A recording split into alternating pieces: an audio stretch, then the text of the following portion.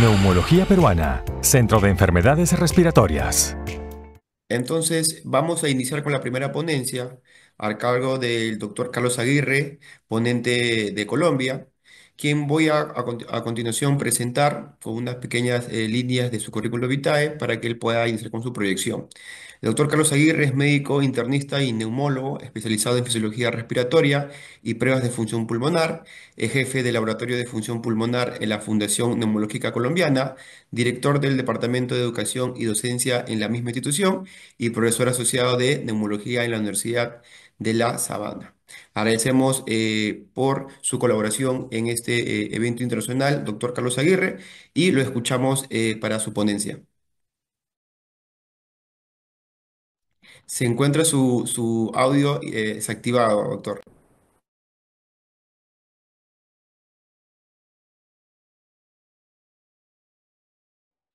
Ok, creo que ya, ¿verdad? Así es, ahora sí lo escuchamos muy bien. Bueno, muy bien. Agradezco al doctor Pachas por la invitación al comité organizador y me pareció interesante abrir el simposio y luego de ver el programa, pues hice algunas modificaciones porque veo que va a haber mucho de qué hablar alrededor del tema y quiero aprovechar estos 20 o 30 minutos para abrir escenarios de discusión que podrán ser complementados con los conferencistas que me van que van a continuar con el simposio. Entonces, ¿me confirman si están viendo mi pantalla completa? Todavía no lo vemos, doctor, pero vamos a esperar unos segundos mientras carga de repente.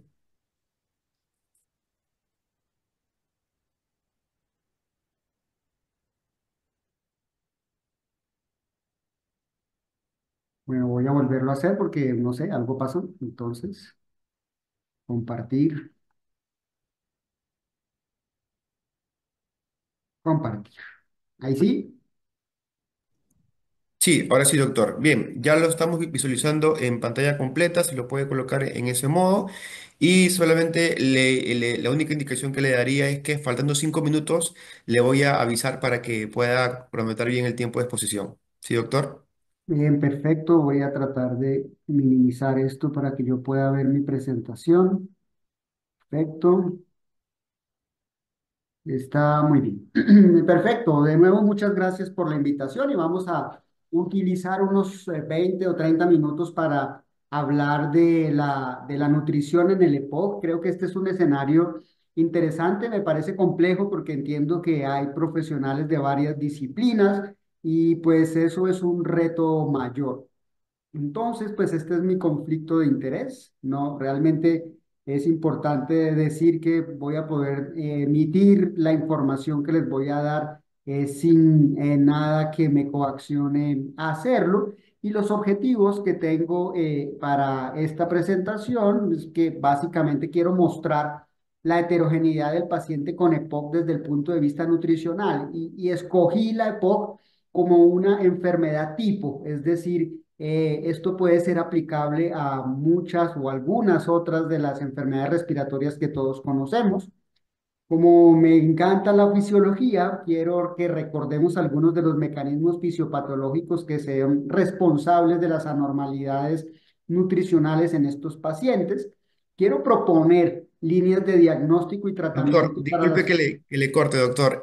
No estamos viendo que vaya cambiando su PPT. Está solamente de PowerPoint, pero no está en modo presentación. No sé si usted Ah, lo ve de otra forma. yo lo estoy viendo en modo presentación. En pantalla nos aparece solamente el PowerPoint con la carátula de soporte nutricional.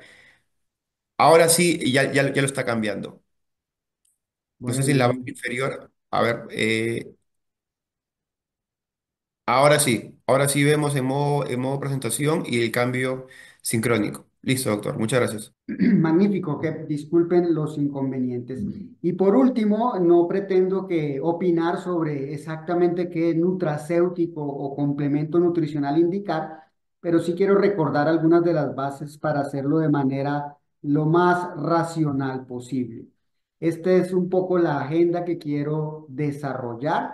Voy a hablar hacer una pequeña introducción, voy a hablar de los fenotipos nutricionales, voy a hablar de la evaluación complementaria a esos fenotipos nutricionales, haré alguna introducción de la intervención nutricional y por último cerraré con unas conclusiones. Empecemos con esto, con la introducción, diciendo que, como les dije, escogí la EPOC porque es una enfermedad tipo, es una enfermedad que puede ser similar a algunas otras y también muy diferente, pero que nos puede ayudar a entender la complejidad de la enfermedad respiratoria crónica. Y vean ustedes que como causa de muerte, la EPOC sigue siendo una muy importante, aunque ha cambiado, ha disminuido discretamente la prevalencia de la enfermedad, han disminuido más la prevalencia de otras enfermedades y en este momento en el mundo es la tercera causa de mortalidad, solamente superado por el cáncer y la enfermedad cardiovascular.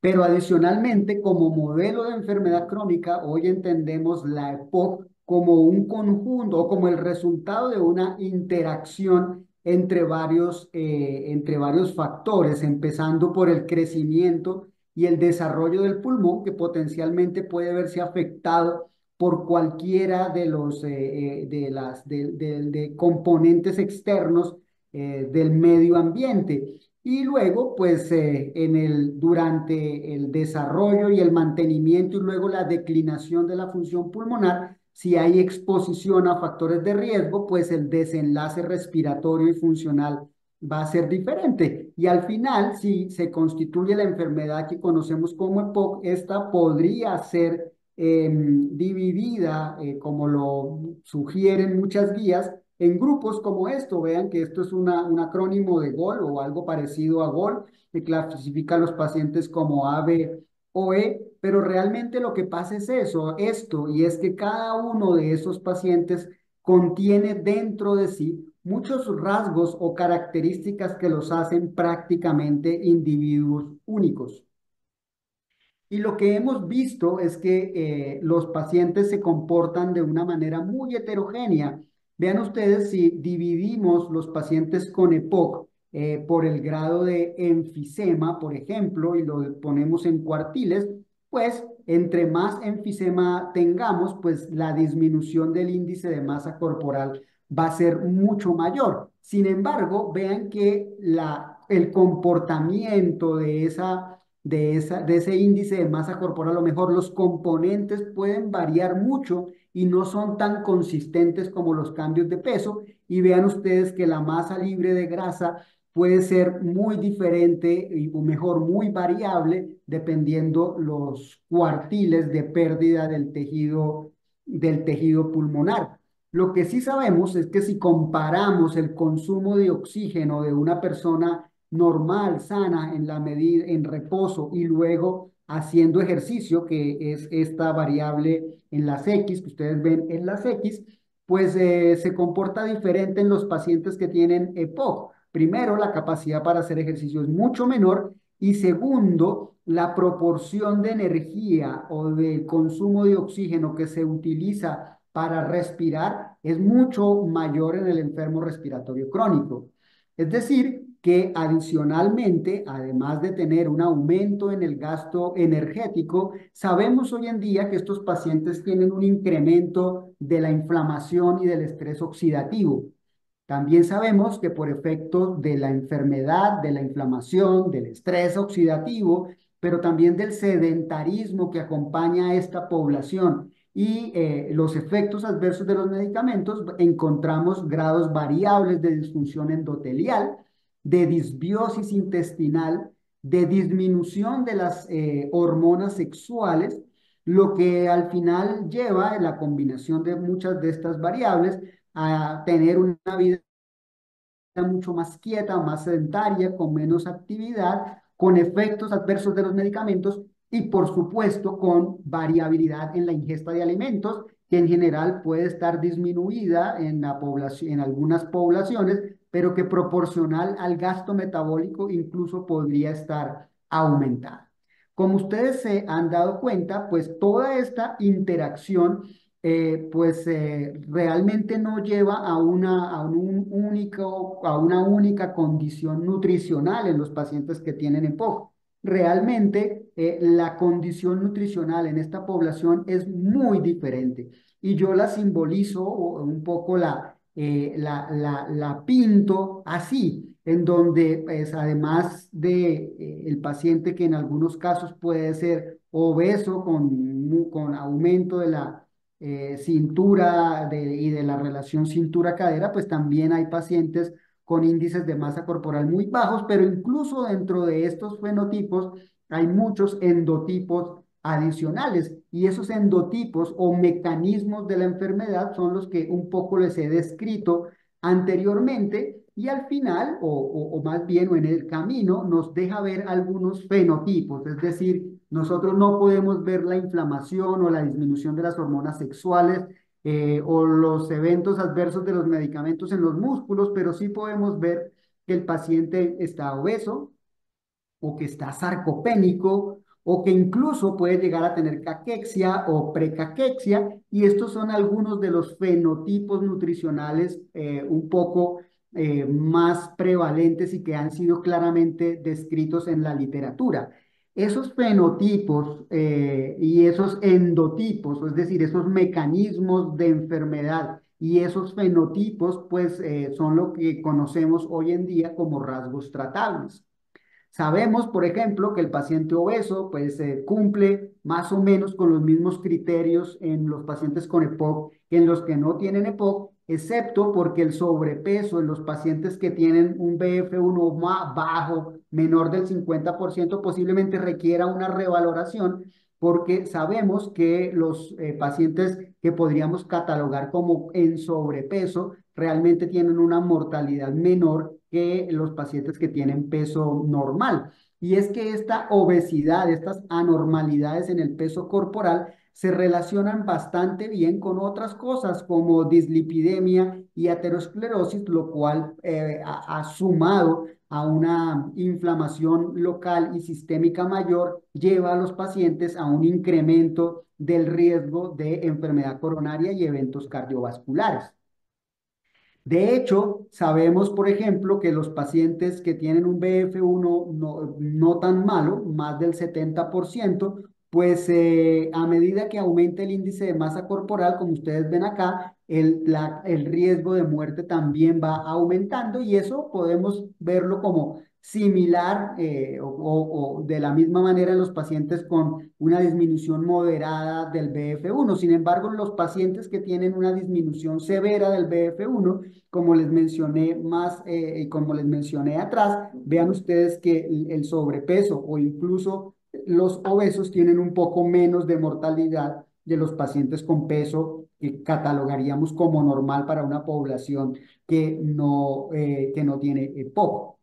La sarcopenia, que también tratarán ustedes durante todo este interesante curso, pues es la disminución del tejido muscular corporal, que se puede tamizar a través de cuestionarios como el SARC-F, que utiliza, pues, o interroga sobre estos 5 dominios y que le pone un riesgo de tener esta condición, la cual se confirma a través de la evaluación de la calidad de la masa muscular, que se puede hacer muy fácilmente con una dinamometría, o a través de la evaluación del volumen muscular, esto a través de bioimpedancia o DEXA, teniendo un índice de masa apendicular menor del límite inferior de la normalidad. Y además podemos, a través de un test de marcha de 6 minutos o a través de test incluso más cortos, evaluando la disminución de la marcha, de la velocidad de la marcha, pues podemos establecer la gravedad.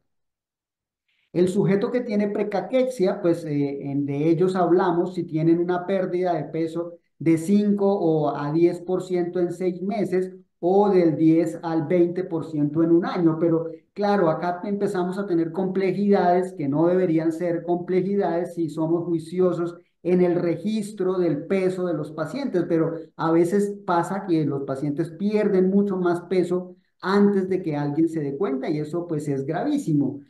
Mientras que en la caquexia, además de este criterio de la disminución del peso, vamos a tener que encontrar un índice de masa libre de grasa, un índice menor a 17 en hombres y 15 en mujeres.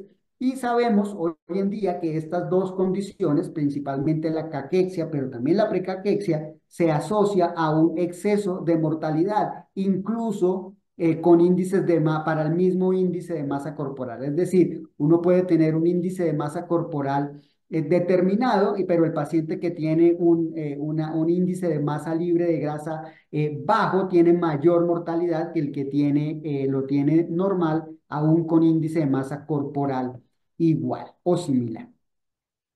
¿Qué hacemos entonces para realizar una evaluación complementaria de estos pacientes? Cosas que pueden verse como simples o complejas dependiendo de un poco de los recursos, pero pues que al final no son demasiado difíciles. Miren, este es un paciente de nuestro programa de POC. Esto estábamos en pandemia cuando tomamos esta foto o en pospandemia inmediata haciendo una dinamometría. Tenemos dificultades porque de pronto no tenemos todavía buenas ecuaciones de referencia para las dinamometrías en nuestro medio, pero pues las hay, existen y nos pueden ayudar mucho en la confirmación del diagnóstico de sarcopenia. Adicionalmente, podemos hacer una bioimpedancia, una prueba pues, que técnicamente es muy sencilla, en donde atravesamos con una pequeña corriente eléctrica el cuerpo del individuo y podemos determinar de esta manera los diferentes compartimientos corporales, agua, masa grasa, masa libre de grasa, etcétera. Y a mi modo de ver, es una prueba que hoy en día debería implementarse de manera sistemática en todos los pacientes que tienen EPOC, porque pues, ¿qué hacíamos antes de tener este equipo? Pues usábamos el perímetro de la pantorrilla, pero el perímetro de la pantorrilla puede estar sobreestimado en los pacientes que son obesos, como el que tienen ustedes en la foto, y al final estamos subvalorando la posibilidad de tener sarcopenia. Adicionalmente, esta era una paciente que tuve hace unos años, ya murió, pero miren el índice de masa corporal que tenía, era demasiado delgada y perdió mucho peso, incluso a pesar de la intervención nutricional que le hicimos con el apoyo, por supuesto, de nuestra nutricionista y de nutriólogos, pero venía empeorando el índice de masa corporal. Y miren que acá yo le estoy haciendo una calorimetría indirecta. Una calorimetría indirecta implica la medición del gasto metabólico en reposo, que es un estimativo del gasto metabólico basal, con un equipo que mide el consumo de oxígeno y la producción de CO2 en tiempo real, por supuesto, con analizadores de gases en un paciente en horas de la mañana, en reposo y en ayunas. Lo que encontramos en esta mujer de 80 años es que tenía un gasto metabólico en reposo de 143%. Miren, consumía casi el 150% de la energía que una persona de la misma talla y edad y sexo pues consume normalmente. Por supuesto, esto implica unas necesidades nutricionales diferentes, mayores obviamente, y pues se intentó hacer complemento nutricional con ella con algunos resultados buenos. El cuarto punto que quiero tratar es hacer una pequeña introducción a la intervención nutricional, pero que también veo que en todo el simposio se va a hacer, entonces va a ser más bien un poco sucinta. Partimos de acá y es partir que todos los pacientes son diferentes, es decir, que la suplementación nutricional no es una receta de cocina única, decir paciente que tiene POC igual complemento A o complemento B o complemento C. Realmente no. Si no hacemos una correcta identificación de las características biológicas del paciente, pues no vamos a poder hacer una suplementación adecuada y más aún sabiendo que estos fenotipos nutricionales, como ustedes ven acá, pues pueden estar compartidos porque tenemos pacientes obesos sarcopénicos o sarcopénicos y caquéticos al mismo tiempo. Entonces, la evaluación debe ser lo más completa posible, recurriendo a biomarcadores. Algunos de esos ya están disponibles. Pues el índice de masa corporal es un biomarcador. Pues sí, sí es un biomarcador, que es regular, sí, realmente es regular, pero es peor no medirlo, no hacerlo y no seguirlo.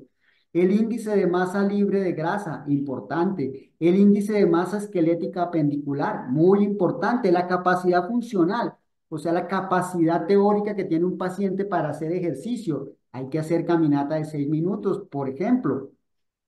La evaluación de la fuerza muscular y el gasto metabólico, pues todos esos son biomarcadores que nos pueden servir para el seguimiento de los pacientes, y el futuro probablemente esté un poco por acá, con la evaluación de metabolitos nutricionales que pueden ser útiles en el momento de hacer seguimiento, en este caso como la coenzima Q10, de la cual de manera muy sucinta mencionaré más adelante.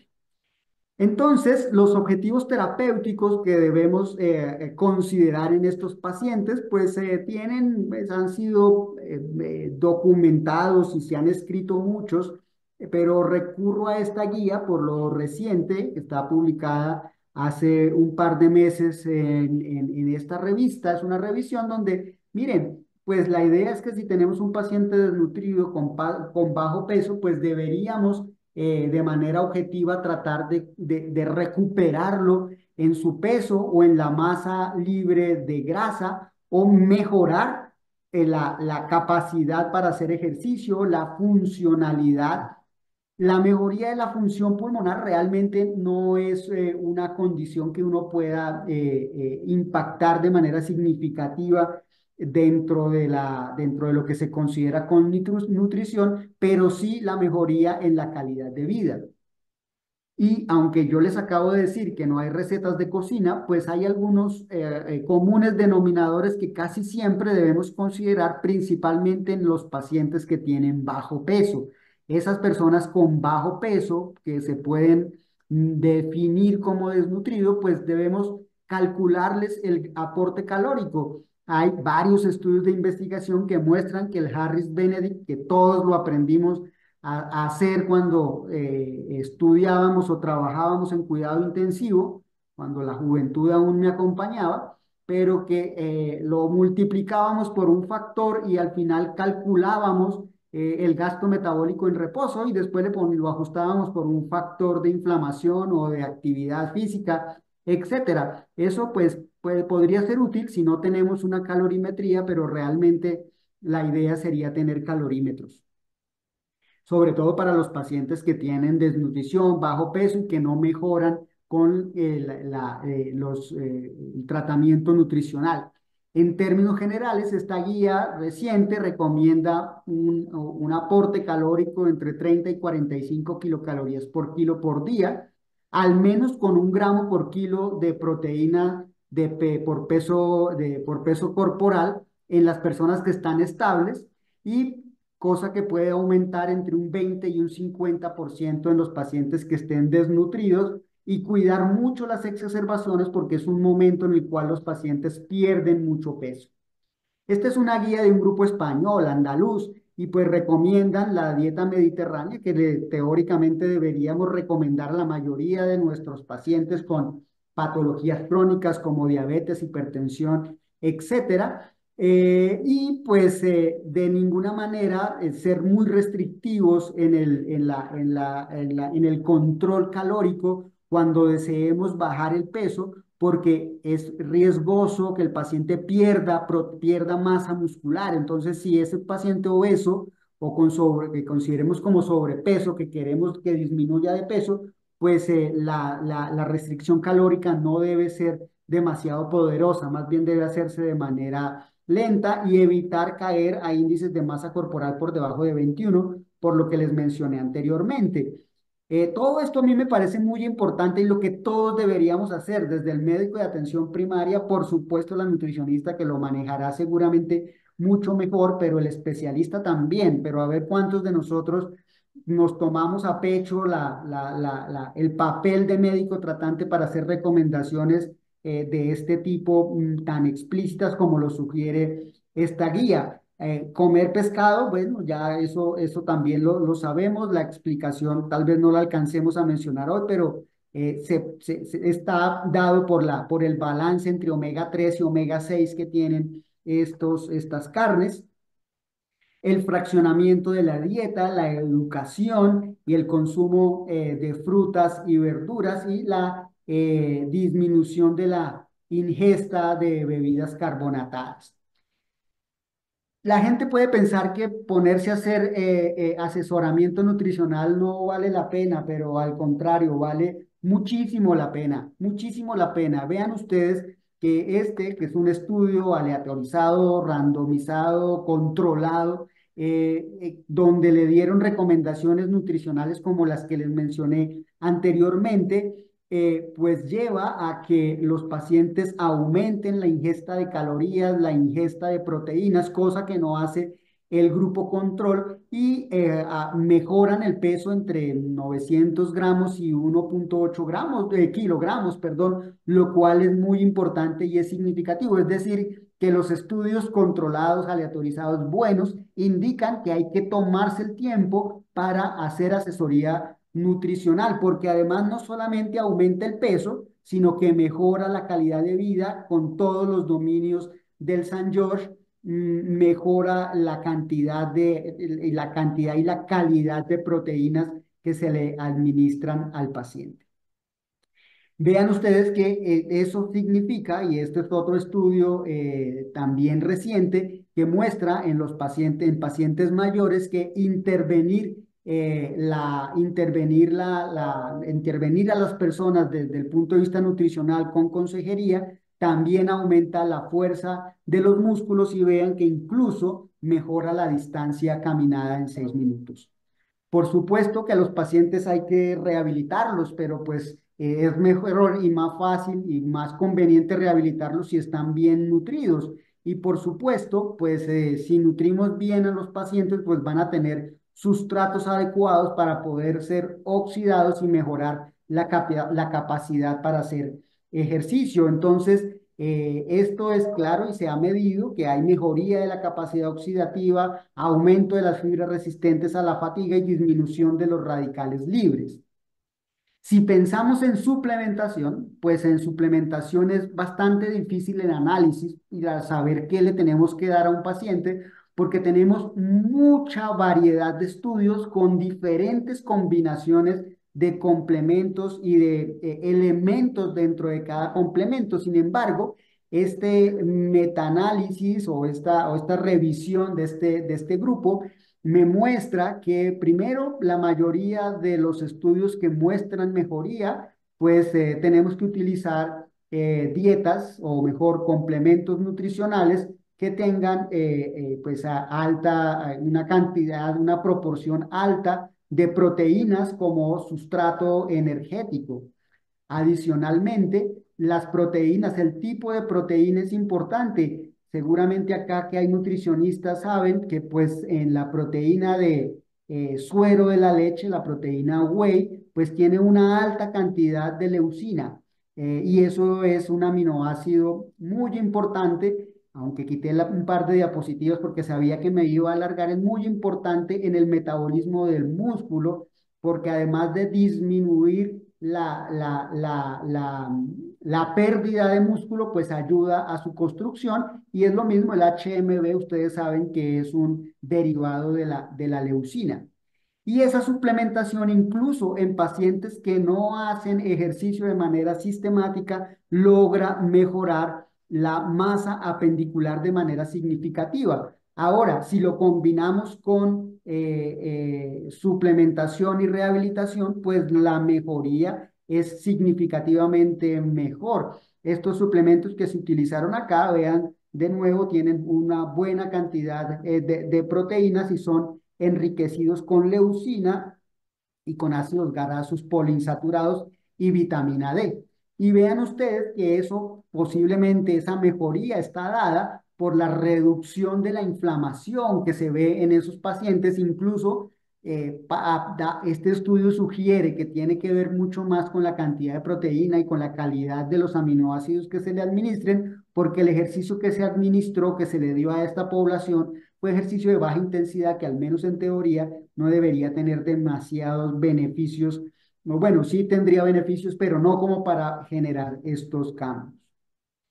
Entonces, pues realmente los metaanálisis de este tema, pues muestran que los pacientes pueden mejorar o mejoran la caminata de 6 minutos y el shuttle, lo que quiere decir que hay una mejoría de la capacidad funcional de los pacientes. Por supuesto, en los pacientes que tienen bajo peso y se les administran estas dietas con alto contenido calórico y proteico, pues pueden mejorar el peso y el índice de masa corporal, pero miren que si uno le da solamente complementos nutricionales que tienen ácidos grasos poliinsaturados o carnitina, pues no se produce el mismo efecto. El efecto, pues deberíamos medirlo a través de esos biomarcadores que mencionamos anteriormente, porque si uno permite que el paciente siga perdiendo peso, pues uno de índice de masa corporal aumenta el riesgo de muerte en pacientes con EPOC moderado en más de 2 veces y con EPOC severo en más de 5 veces, mientras que ese riesgo se atenúa si uno logra que el paciente gane un punto de índice de masa corporal.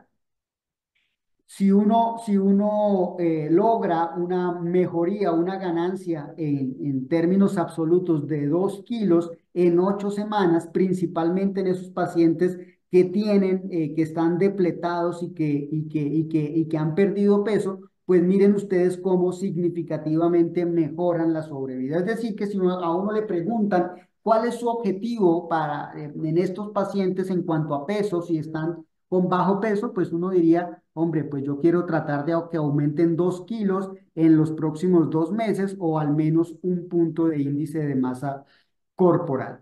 Esa ganancia de peso se logra principalmente en los pacientes que están depletados, mientras que pues también en algunos estudios en los que no están depletados, pero ¿para qué quieren aumentarle el peso a un paciente que no tiene sobrepeso? También estas combinaciones de proteínas altas, vean ustedes 20% de proteínas, pues aumentan la fuerza del cuádriceps, mientras que la función muscular, la función pulmonar podría mejorar, pero básicamente mediado por la evaluación de los músculos respiratorios y como les mostré anteriormente en los estudios individuales con mejoría de la calidad de vida. Pero por supuesto que todos los complementos nutricionales no son iguales y este metaanálisis nos lo muestra con mucha claridad. Miren ustedes que les puse en rojo pacientes que no mejoraron. Este grupo de pacientes no mejoraron. ¿Por qué no mejoraron? Primero, no estaban muy depletados y les dieron un complemento nutricional, pues que no era como demasiado bueno. Mientras que estos que mejoraron bastante eran pacientes desnutridos que les dieron consejería y suplementos calóricos, proteicos, con más de 1,5 gramos de proteína por kilo por kilo de peso y vean la mejoría significativa que ellos tienen. Es decir, no podemos pensar que todos los complementos nutricionales son iguales, sino que tenemos que explorar qué es lo que verdaderamente necesita el paciente. En cuanto a la sarcopenia, pues un poco ya lo hemos hablado anteriormente. Hay que administrarles a los pacientes proteínas que tengan aminoácidos de cadena ramificada. Ojo con la restricción calórica que podría hacerse en los pacientes que tienen obesidad y sarcopenia. Y pues también se ha hablado de la suplementación con vitamina D y ácidos grasos poliinsaturados. Vean ustedes que esta combinación, que es una combinación bastante llamativa, pero no infrecuente, es un estado proinflamatorio continuo. ¿Qué pasa? Adicionalmente, en la medida que los adultos vamos perdiendo peso y vamos perdiendo músculo, ese músculo es una fuente importante para consumir el azúcar, el exceso de azúcar o los nutrientes, los complementos, el aporte calórico y a medida que perdemos músculo, pues esa energía que no utilizamos en la contracción muscular se va a acumular como masa grasa y es una cosa que puede ser muy importante en el aumento del perímetro abdominal de los pacientes, que hoy en día ya sabemos que no es solamente estar un poquito gordito y con una figura no muy buena, sino que esa inflamación esa grasa es la perpetuación de la inflamación. Les hablé anteriormente de la coenzima Q10, por ahí van un poco las investigaciones y vean que en algunos pacientes con EPOC y déficits nutricionales se ha implementado o tratado de implementar aportes de coenzima Q10 con alguna mejoría en la masa libre de grasa, e incluso algunas mejorías fisiológicas de la PaO2, incluso de la capacidad para hacer ejercicio. Ya casi para concluir, tengo que decir que me parece muy importante que tomemos en serio los marcadores y los fenotipos y los biomarcadores nutricionales. El peso es uno de ellos, pero pues seguramente hay muchos más, como la masa libre de grasa, como la fuerza que podamos medir en una dinamometría para poder hacer un seguimiento mucho más adecuado de los pacientes que tienen anormalidades nutricionales.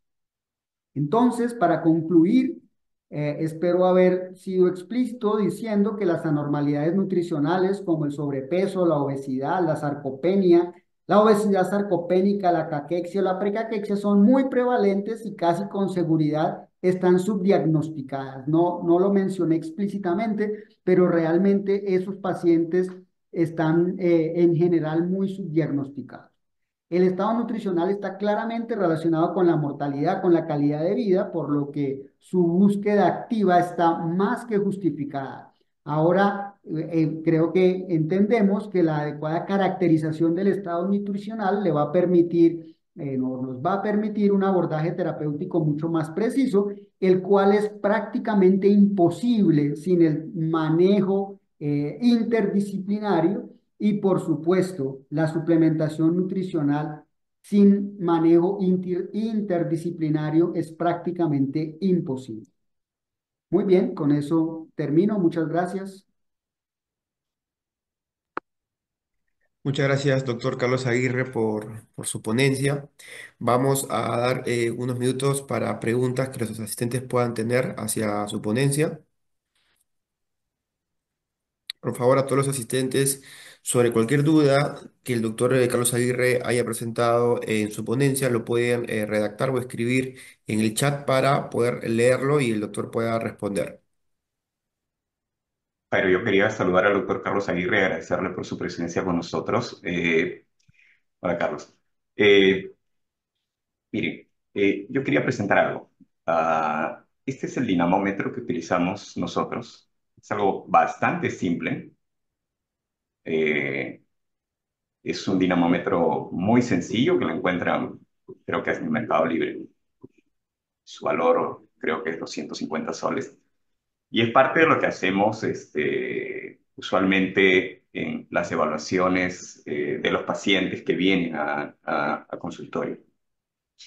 Hemos encontrado que pacientes que tienen más de 60 años, que es donde nos es más útil hacer las evaluaciones, aproximadamente un 25% de ellos tienen fragilidad y probablemente entre un 5 y 10% tienen sarcopenia.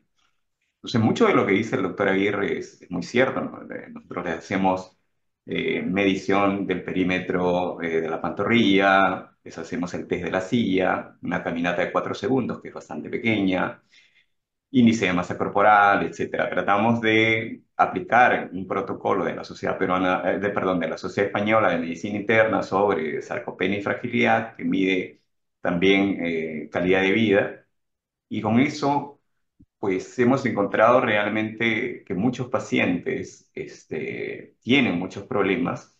Era algo a lo que antes no le prestábamos mucha atención y es por eso que viene todo esto del tema del curso y de aprender más sobre sarcopenia, sobre fragilidad. Yo no sé, doctor Aguirre, más o menos ustedes allá en Colombia, en la fundación, ¿cuánto más o menos encuentran de porcentaje de prevalencia de estos pacientes? Sí, la tasa de sobrepeso y obesidad ronda el 25%.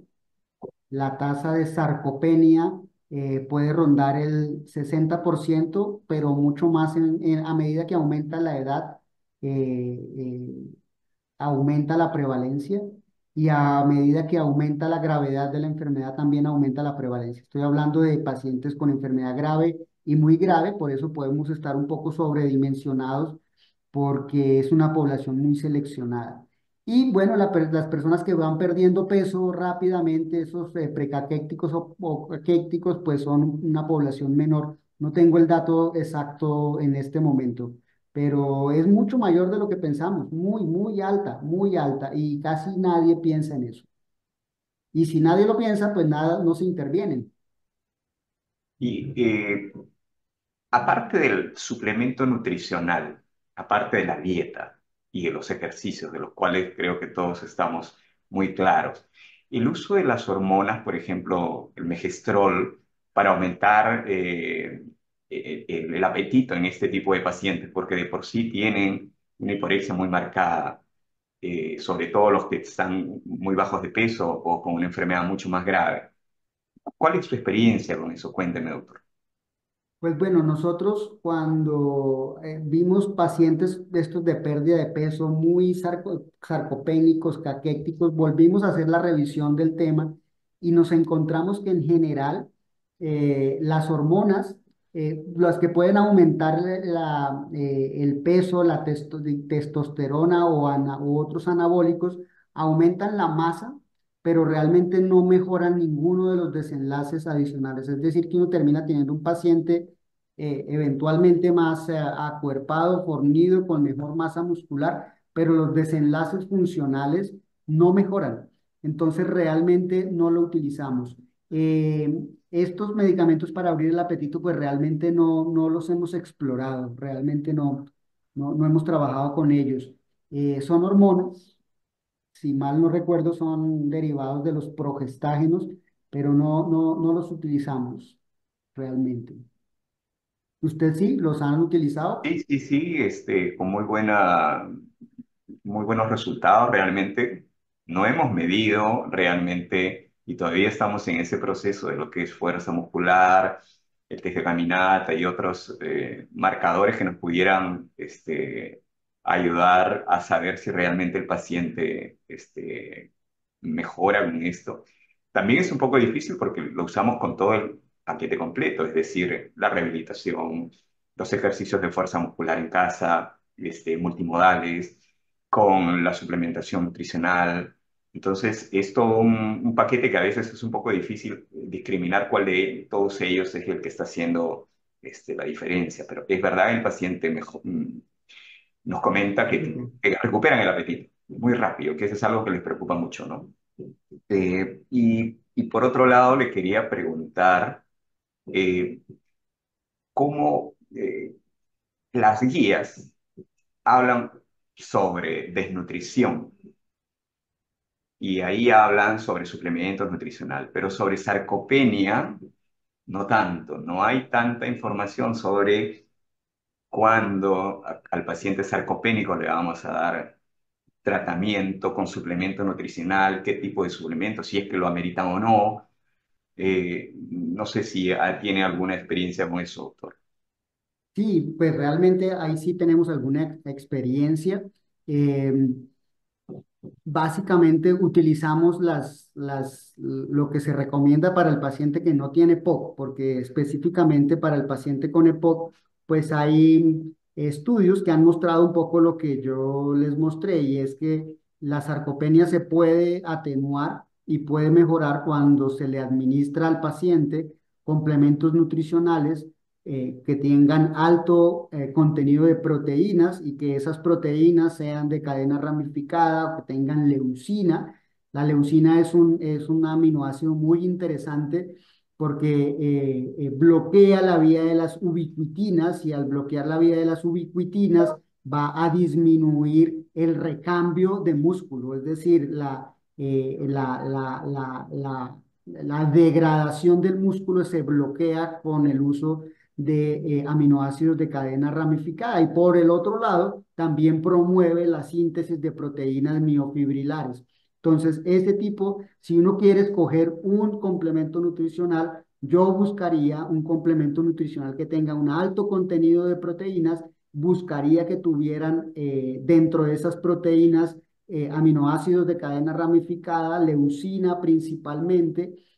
Pues hay estudios con vitamina D, teóricamente también la vitamina D promueve o mejor ayuda a evitar el recambio muscular, la degradación de proteínas y bueno, incluso en exacerbación de POC también hay estudios que muestran la reducción de las exacerbaciones cuando se suplementan los pacientes que tienen bajos niveles.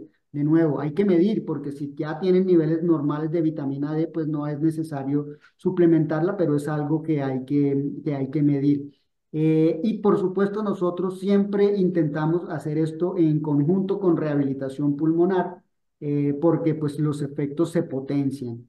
Por supuesto, la rehabilitación disminuye la oxidación, disminuye los radicales libres, mejora la arquitectura muscular, aumenta la cantidad de fibras resistentes a la fatiga, hace que los pacientes realmente mejoren. Casi que le digo que la complementación nutricional es un insumo para que el paciente pueda rehabilitarse mejor.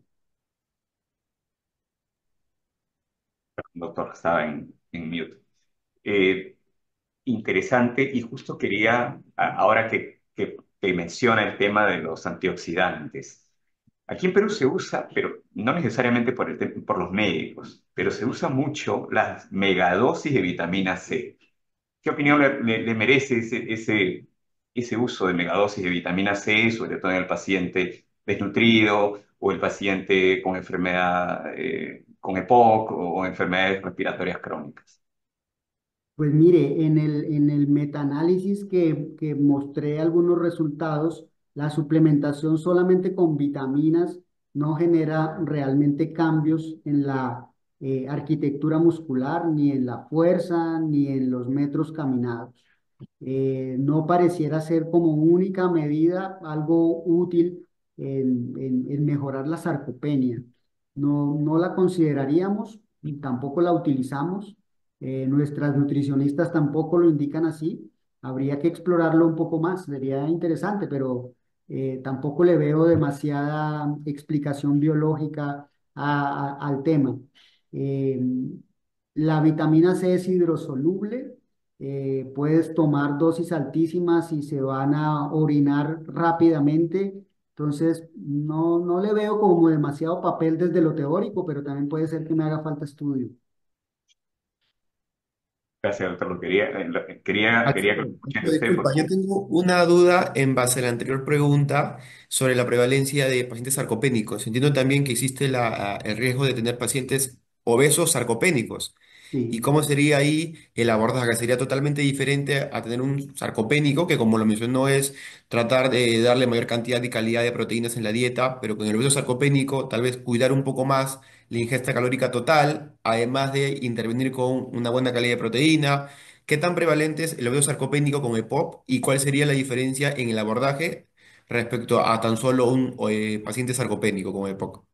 Sí, es prevalente, no recuerdo la cifra y no, no tengo el dato a la mano de las muestras, pero lo cierto es que es frecuente, uno lo ve en la consulta, casi que todos los obesos son sarcopénicos, casi que se lo puedo asegurar, porque es que es un círculo vicioso.